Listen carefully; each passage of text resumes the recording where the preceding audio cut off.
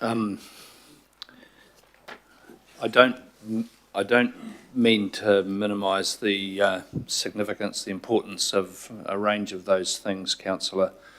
I need to be kind of guided a little bit by the chair in the meeting because, you know, we could spend quite a lot of time digging into each of those things in a slightly ad hoc way. I'm certainly comfortable, Councillor, coming back to you on all of them.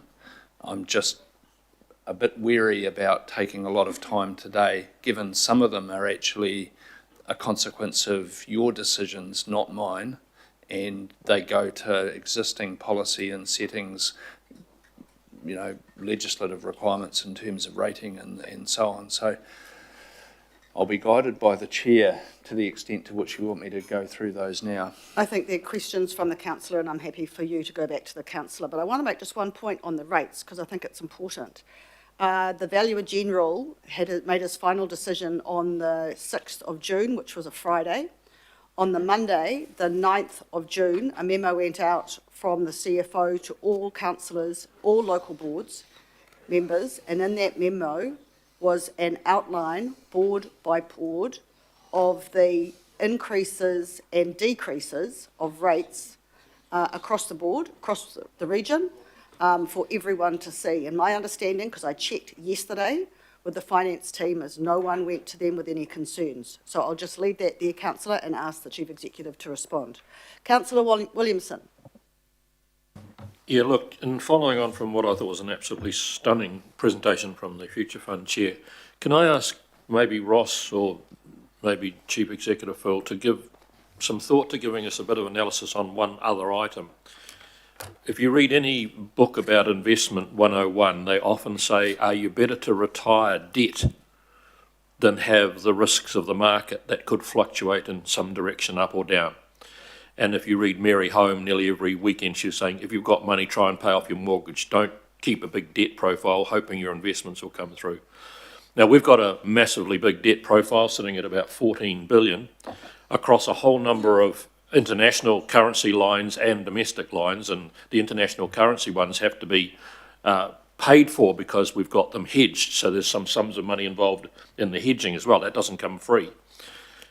I'm not saying that it's the right or wrong thing to do, but I don't know what those numbers look like if we'd taken the 1.3 billion and said, let's find our most expensive debt lines within that 14 billion and just retired the debt. And I wondered if we could just get a piece of paper come to all councillors at some point saying, this is how much better off we are by having the Future Fund use it carefully. But it also needs to have an element of the risk of if there was a major collapse in the economic stock market and so on, then would we have been better off have retired the debt and be protected from that? There are issues that most companies deal with all the time. Is it better to keep your debt profile where it is and try to get a better return out of the market? Or are you safer to try and do a percentage of it as debt reduction? And so I'd really just welcome if we could get something like that at some point. Yeah, I'm sure we can, and I just want to support the Chief Financial Officer and remember that our credit rating continues to be very high, so our debt is fine, but absolutely happy to get that memo for you. Yeah. There's no further questions, so I'm going to ask one, Ross. In the interest of having too much good news in one item, would you like to enlighten all councillors about the end of term REV report that went through and our results around that, please? Yes, sure. So we had a report to the REV committee. Well, a couple of reports. One was the savings, the achievement of savings target for the year, and then another report looked at the savings targets over the last 3 years of this council term, and then broader benefits as well, looking at procurement benefits and asset recycling targets and the like. So in terms of efficiency of the savings target, so total savings, including the 90 million in the LTP and what was achieved during the year, the savings target for the last financial year was $174 million. That's about 7% of rates. So if without that savings targets, the average rates increase would have been 7% higher, and the 5.8% would be more than double if those progressive targets each year hadn't been met. if you look at the savings achieved in each of those 3 years and add it together, that comes to 418 million, and that's 44 million or 12% more than was in the budget. In terms of annual budgets and long-term plans. So we've overachieved targets by $44 million to grow those targets to 174 million or 418 million over 3 years. Is that the highest savings target we've ever had in the history of Auckland Council? That's the highest amount, that's the highest savings achieved over any 3-year period, and the savings build each time over each other. If you look at those procurement benefits, value, not necessarily hard savings against budget, but value achieved, cost avoided through procurement, that's about another $90 million, and there's about 90 million of asset sales. Add it all together, and over those 3-year period, it's about $600 million of value achieved for Aucklanders through savings, value for money, better procurement over that period. Thank you. And just in the case you didn't realise, it's a very, very large number. So well done to you and the team for that.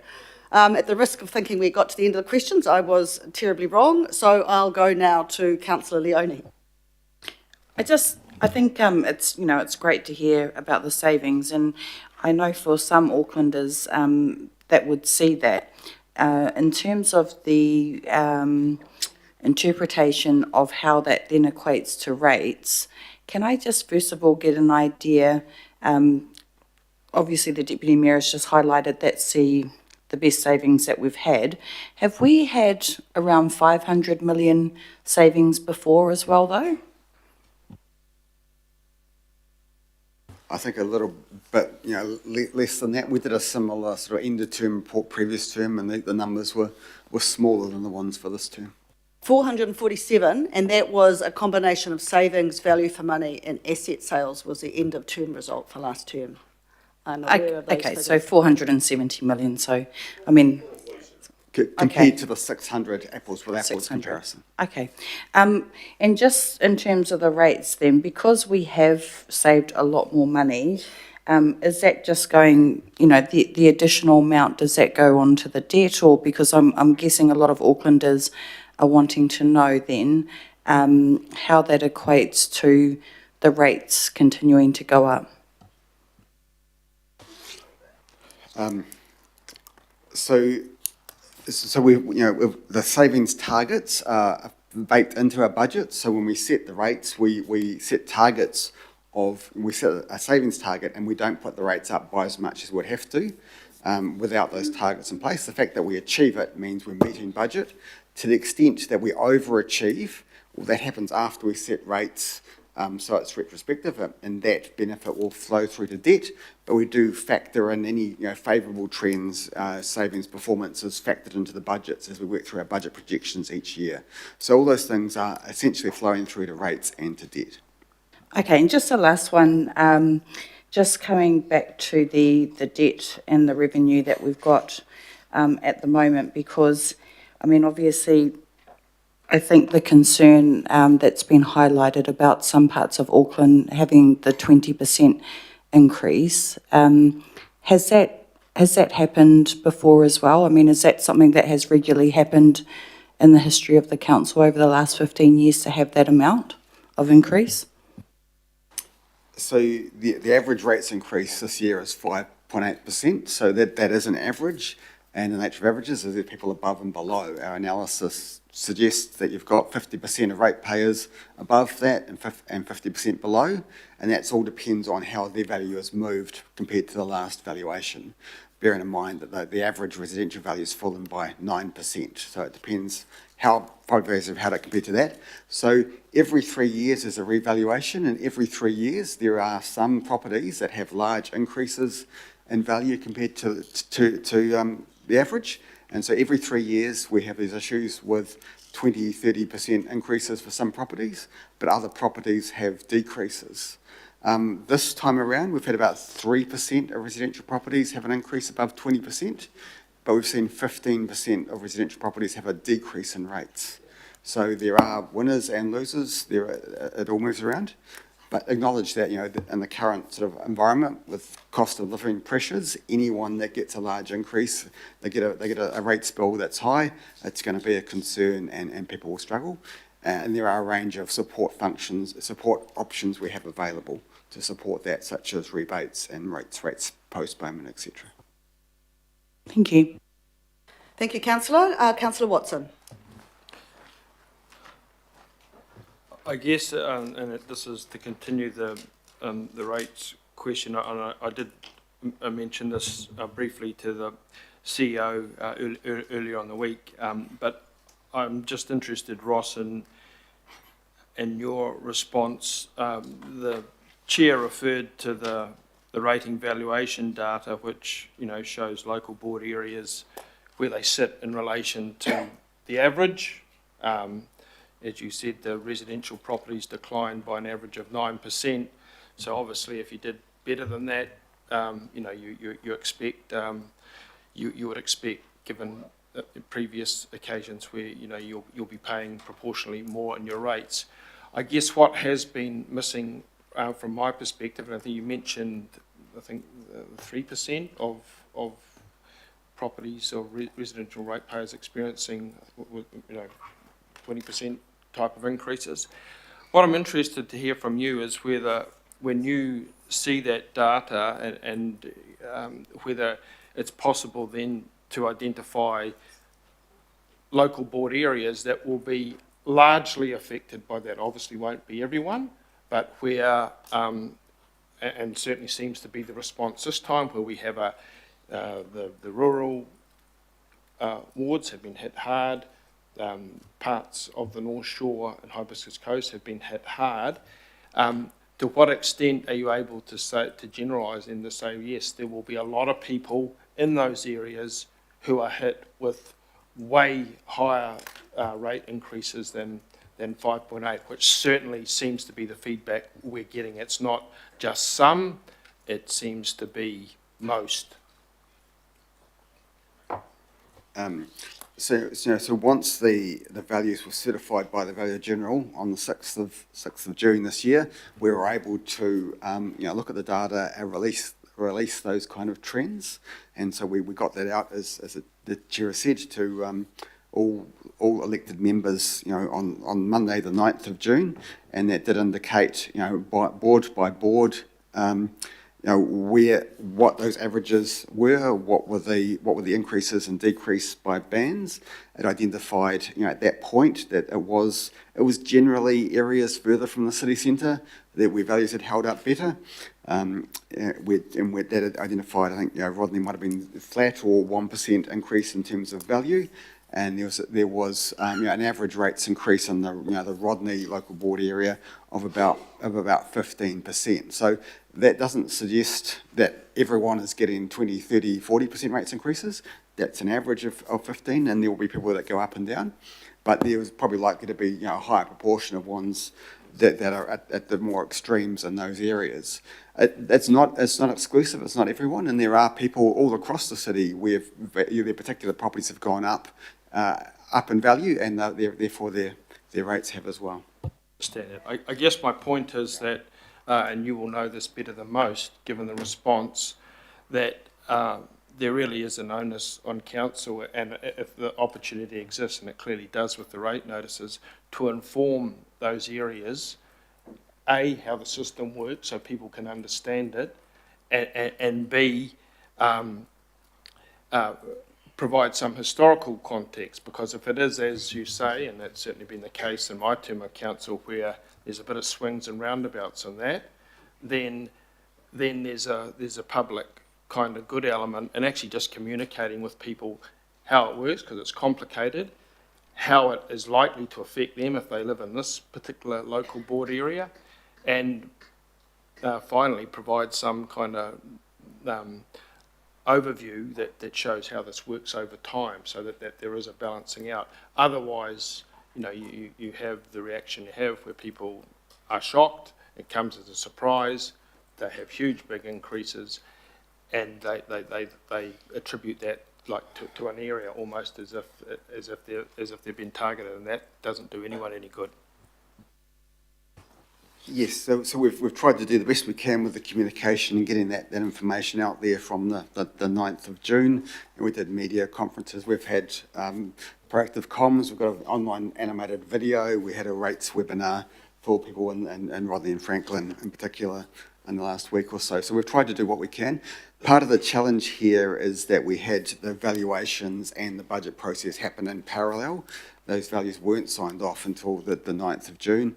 You know, if we'd had the values available earlier, signed off by the Budget General much earlier, we could have had more opportunity, more time to analyse those trends and communicate with those areas. But we've done the best within the timeframes we've had to work within. Thank you. Councillor Turner. Thank you. I just heard you say, Ross, about savings compared to budget. So, and some of the savings are based on budget. So, am I right to think there's a possibility we set an aspirational budget, we then deliver actuals which are less than that for whatever constrained reasons, and then we use that as delivering a theoretical savings on paper? Is that a clear understanding or reasonable? No, that's not right. I think, respectfully, councillor, I don't think that is the right way to characterise this. There's nothing even remotely as sort of cynical as that happens. There's a lot of, you know, in defence, there's a lot of very good work, a lot of hard work that goes on to achieve those savings. Thank you, Mr. CEO. I'm not trying to be cynical. I'm just trying to work my way through the massive amounts of information we get given and drill down on the words I hear. Thank you. I didn't mean to imply you were being cynical. I was just saying I wasn't being cynical. Yeah, go check your Rev agenda. Thank you, Councillor. Councillor Bartley, question from you. Thank you, Deputy Mayor. I just really wanted some reassurance that the savings hasn't meant a decrease in the services that we are still providing to Aucklanders. No, so these savings are all about how we deliver essentially the same services more efficiently, and some of it is increased non-rates revenue. There's a whole range of things. It might mean a few less staff. It might mean some things at the margin are adjusted, but anything that would have a significant change in service levels would have to go through an annual budget consultation. That would require political support. So this is more on the operational side of things. But looking ahead, we've got the savings targets grow, and that becomes more challenging, and some of what we've achieved is one-off. So it is getting harder and harder to maintain finding those savings without having impacts spill over into services. So we've done pretty well, I think, so far in terms of achieving those savings without hitting frontline services, but it gets tougher and tougher as we go forward. It was a very good question, though, to clarify. Thank you for that, Councillor. And of course, we head into this year with $87 million worth of more savings. So the low-hanging fruit's gone, the middle of the fruit's gone, and we're running out of fruit. So there might be some real tough calls for those who are around this table next term. But thank you for that, really good. Councillor Walker, I take it you'll be most concise with your last question. Absolutely. So just following on from your comment around this valuation and that it wasn't finalised till around I think the 6th of June or 9th of June or the like. While I appreciate that, did we know what the revaluations were somewhat earlier than that? Because it's a bit like the audit process, isn't it? I mean, the audit's much later, but we actually know what the data is a lot earlier. So how soon did we know what the revaluations were? And we, had preliminary data all of the way through, and it was refined and improved as we went through. But the way it works is that we can't release any of the data or trends until the Valuer General signs off the whole lot. It's an all or nothing package. Some parts of the region, the data was in good shape, well ahead, but it's not until we have the full set available that we can publicly release valuation notices or comment on overall movements and trends. So we do need to wait until the end of the process before we start to communicate what the trends and results are. It would be useful to have a bit more specificity in terms of dates. I mean, I would think we probably had an idea some months earlier as to what the revaluations were across the region. And when I say we, I'm referring to officers rather than councillors. Well, as I said, we had preliminary data all the way through. We had initial information pre-Christmas, but the Valuer General said that the information needed further work and was not able to be distributed to ratepayers at that point. We did more work and resubmitted the stuff as per an agreed timeframe with the Valuer General. The Valuer General signed off the valuations on the 6th of June. And so the very next working day, on Monday the 9th of June, we released as much information as we could, as publicly as we could, to all elected members and the media. So is the information that we received pre-Christmas materially different from what we actually finalised? It was material enough for the Valuer General to not require us to do more work.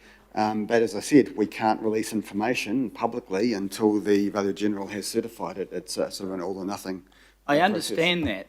The question I'm asking is whether the information that you referred to that we had pre-Christmas was materially different. I mean, let's take a standard deviation plus or minus 3%, or plus or minus 1%, or 1.5%, you know. Did we have most of it? Right?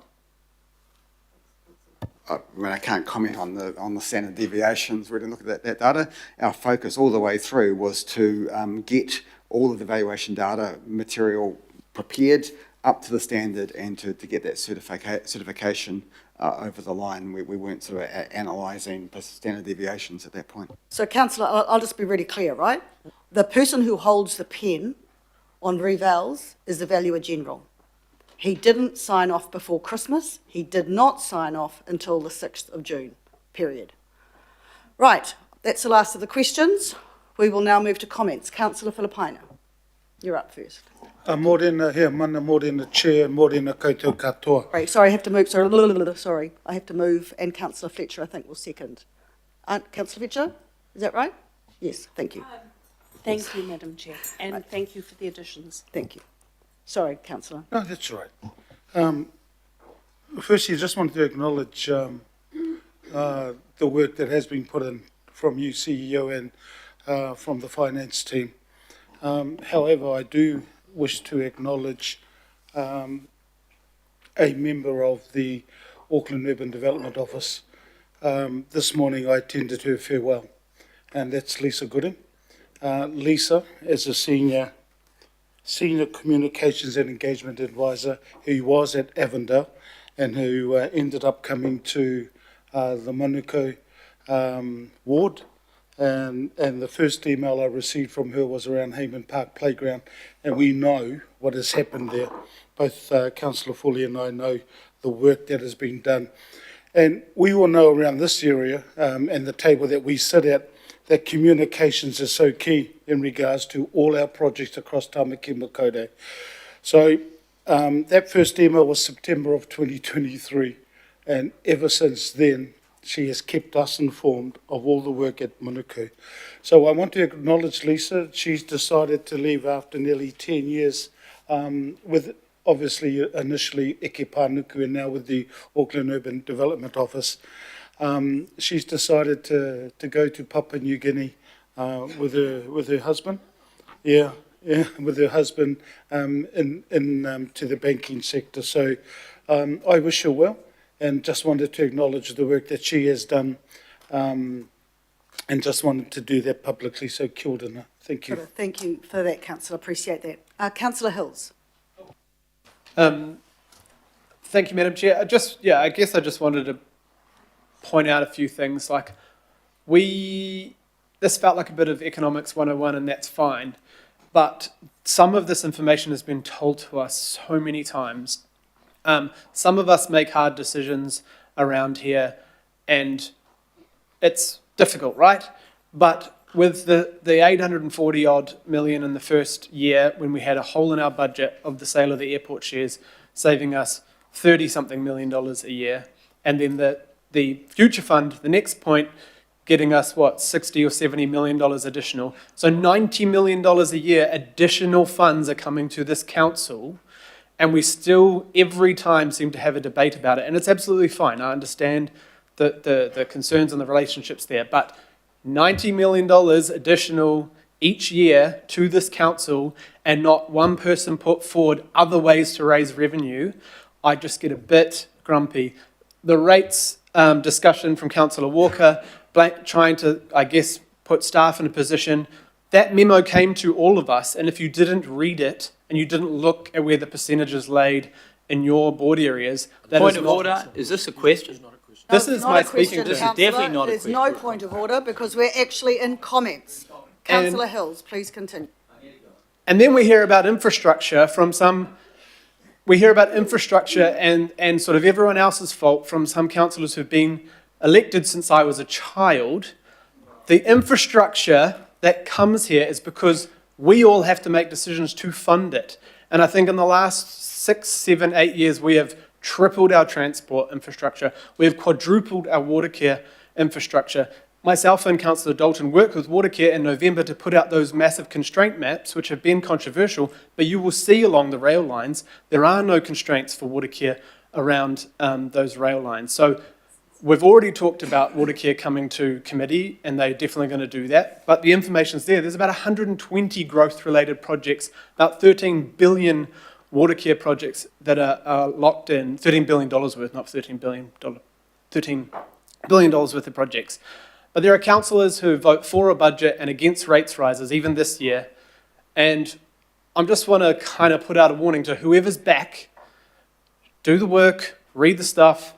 You know, we've got transport reform coming, which is going to be massive, and only 10 of us filled in the bloody survey about our priorities for transport, despite Lata putting out an email 3 times extending the time frame for that survey. So I guess I just get a bit sick of a lot of problems and not a lot of solutions, a lot of blame of staff especially, and not a lot of kudos to actually read the stuff that gets sent to us. So yeah, a bit of a whine, but I hear a lot in this election campaign about everyone else's fault. Well, I think we all need to take responsibility and do our best, and I know most of us do, but it just gets a bit frustrating. Thanks. Thank you. Councillor Williamson. Yeah, this will be very brief, but Phil raised a concern with, or sorry, didn't raise a concern, he raised the issue of the government's announcement on getting rid of joint and several liability and getting council off the hook. Can I tell you that I spent 3 years as part of my 6 years as Minister of this trying to find a way through that. And it's not as easy as it sounds. There's a great idea of last man standing shouldn't be paying for it all, but if you have builders and developers who just vacate the battlefield as soon as it gets rough, there's only one left. Now, what do? You put indemnity insurance premiums in place. I can tell you that that can send the price of building a property, because you've got to have someone carrying the baby. Some of the insurance premiums in the United States I saw with builders would be adding about $75,000 US to the price of the build of a house. So fantastic the government wants to do it again. I tried. I had lawyers in my office day after day trying to find a way to get rid of joint and several liability, because it's nuts. But in the end, it's bloody hard to find a solution that actually works without adding huge cost and administration. And the government have made as they often do, a big announcement about what they're going to do and then given no detail about how they're going to do it. And it's really easy to make an announcement about I'm going to do something and then say, but I haven't actually thought through how we'll make it happen. So just wanted to caution you on that. I want to go on record. I'd be delighted. In fact, I'll give a bottle of champagne to the Minister if he can come up with something that works well and doesn't add real cost to the cost of people trying to build a property. Thank you, Councillor. Councillor Leone. I just wanted to really acknowledge some of the great work as well, but also just focusing on the fact that we are going to have the work that's been done around having the booths available in the libraries. I know I didn't bring it up as a question, but I just wanted to comment that there's been some really good work done around accessibility for voting for this year's election. And I think that's, you know, it's going to make it a lot easier.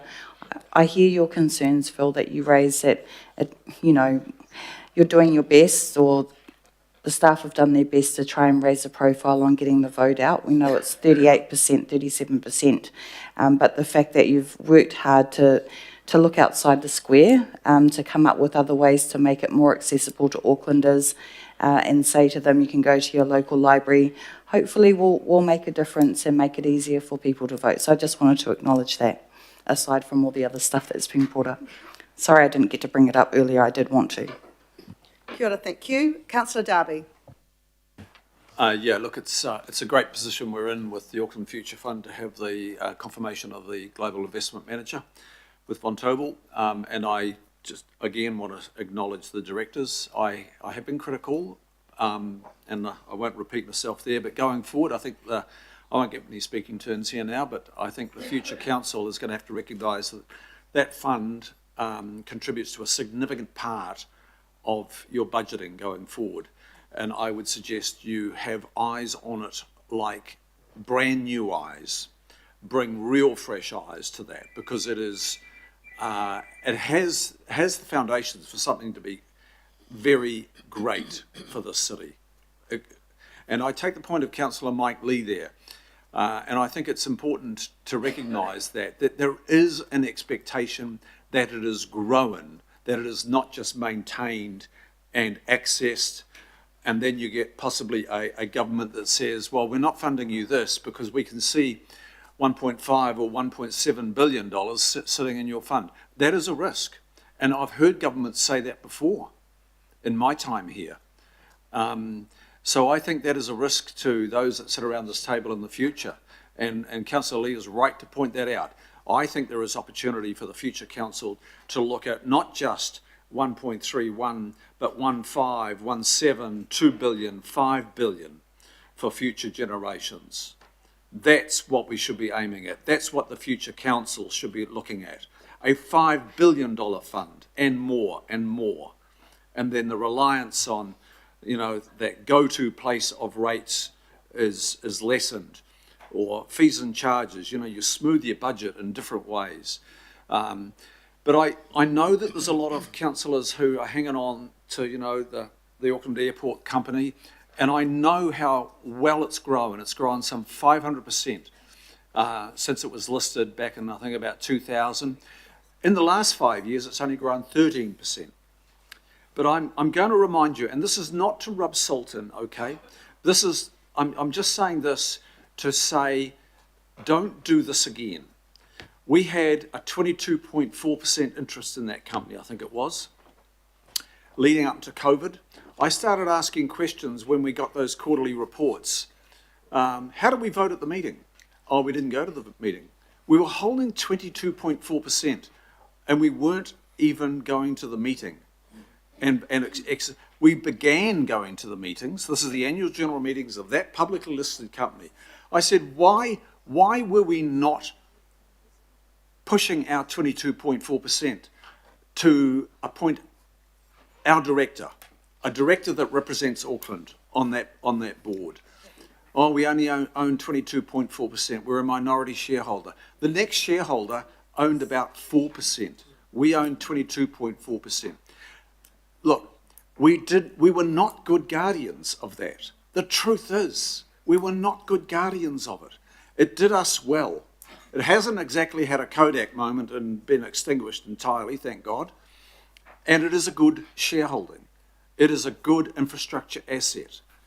But diversified in global markets to grow a future fund that can become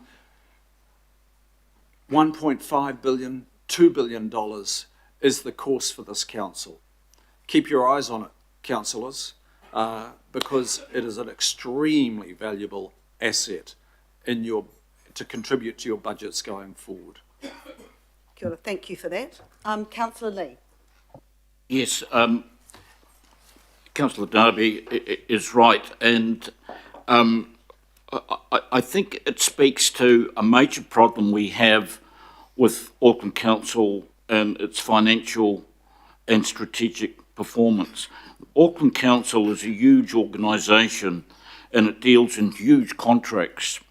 And one would think, given its scale and power, that the market it engages with, because of its power, would be a buyer's market.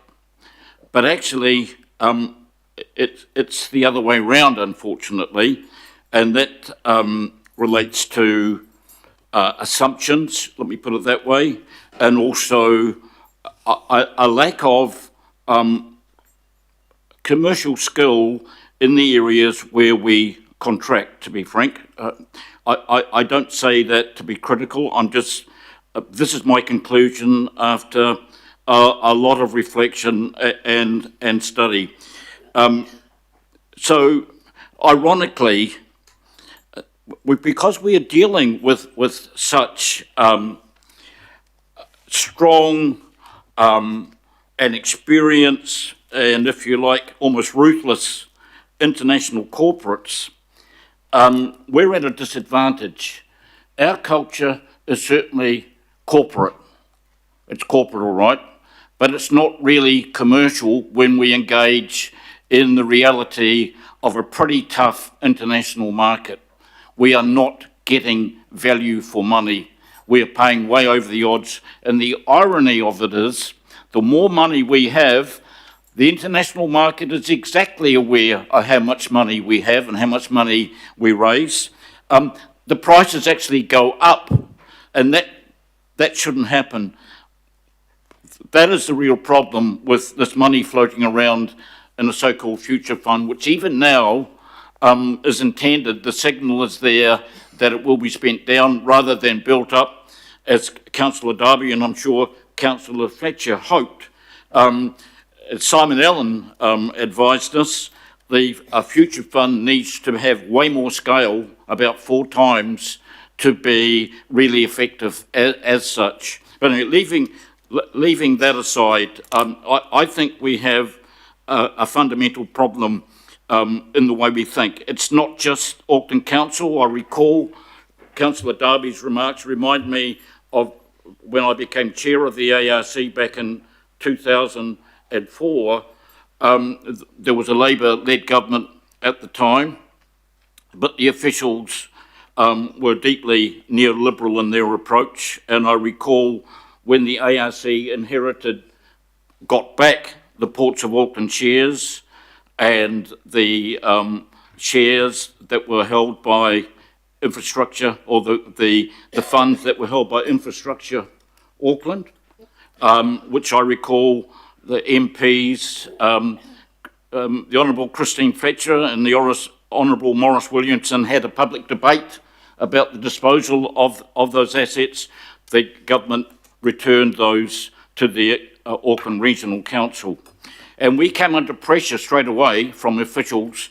I recall one official sending draft notes of a ministerial speech saying, the people of Auckland will not tolerate sitting in traffic while the ARC sits on those assets, as if spending was going to solve our traffic and congestion problems. Far from it. We had to spend wisely, and we had to target the expenditure to slowly build up our public transport services, which we did with the help of the government.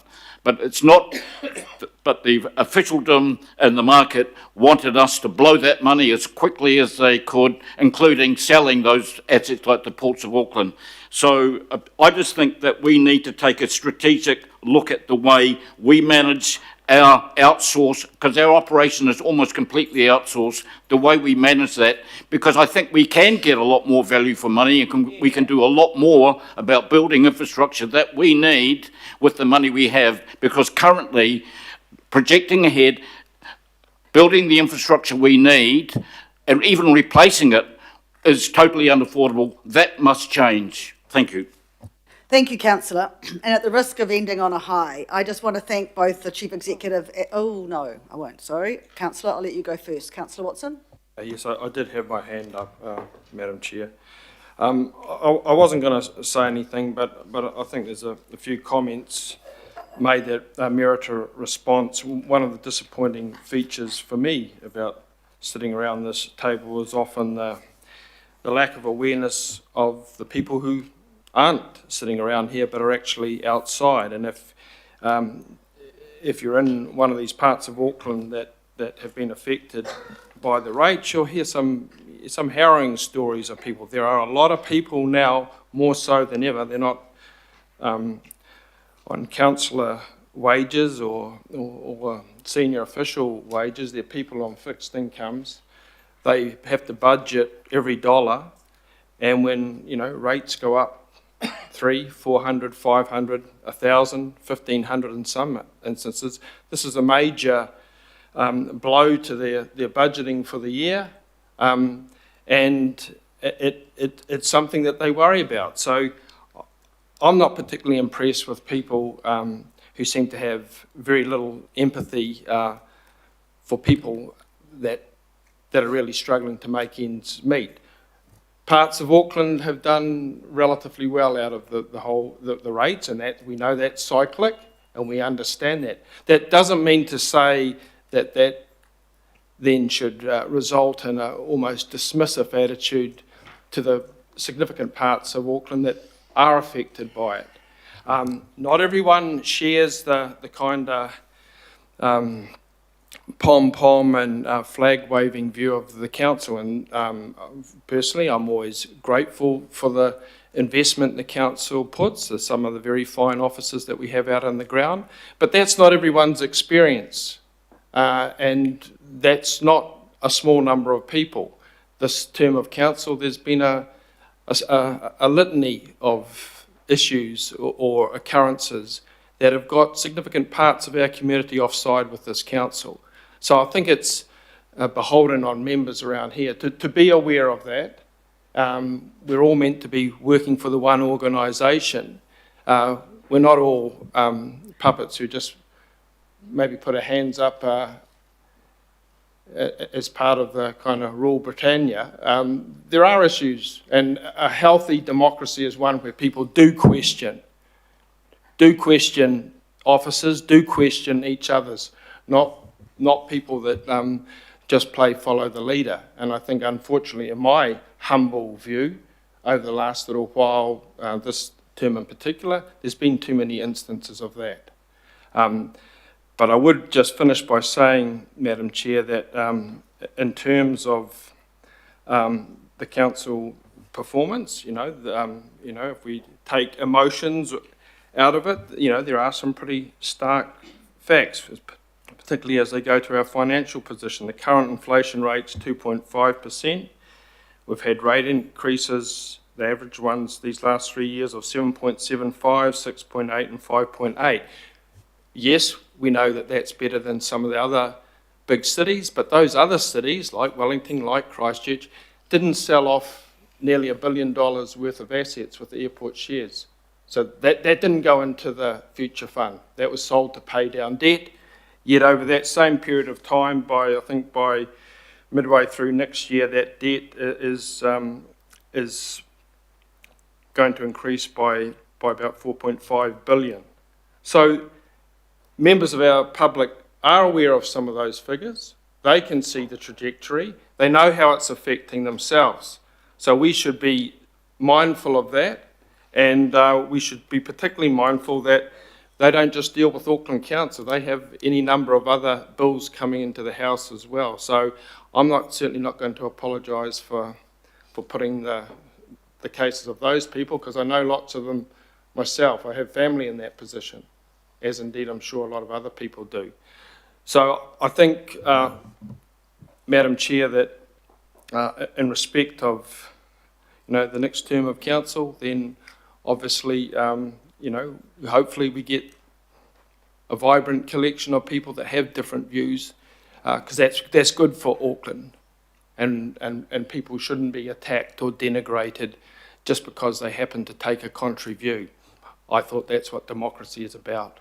Thank you. Thank you, councillor. So I will close out the debate, and in saying so, I think, just to follow you, councillor, I think one of the things that we can do as a collective team to give Aucklanders confidence in what we are doing, noting that our reputation, for want of a better word, isn't always positive, and that is the results that we have seen today. I want to start with the Auckland Future Fund, and I think the results that the Chair has given us proves that we are doing really well in that space. As you can see from the Chair's recs, there will be a memorandum going out to everyone by the end of the week. And I urge you to share that to people within your constituencies about the reasons why we did what we did and the results to date. And I think you will all join with me in, as I have before, thanking all three of those directors for what they have done. I also think it is important to give a shout out to Megan Holly, for your work in this space. You've particularly been very engaged and part of this discussion, and I think you deserve a bit of a shout out, Mr. Chief Executive, on behalf of us all for that as well. Moving on to the end of term from the Rev Committee, I think it's also important to acknowledge that we have delivered 600 million of financial benefits back to the city, $418 million of savings, of cash savings, the highest total ever of any council term with, and Councillor Bartley highlighted this, without impacting service levels. That is significant. Again, another positive message that you can share to your communities. So in conclusion, I'd like to thank both the Chief Executive and the Chief Financial Officer, but I'd also urge councillors that if they have more general questions other than that, which we are debating, which is really the monthly financial dashboard, that they send those questions to the staff members responsible so that they can be answered in a timely manner. I have moved this item and Councillor Fletcher has seconded it. I'll now take it to the vote. All those in favour say aye. Against, carried, and thank you. Now, at the risk of being barking mad, she says, trying to make a joke, let's try and deliver item 9 before lunch. So in doing so,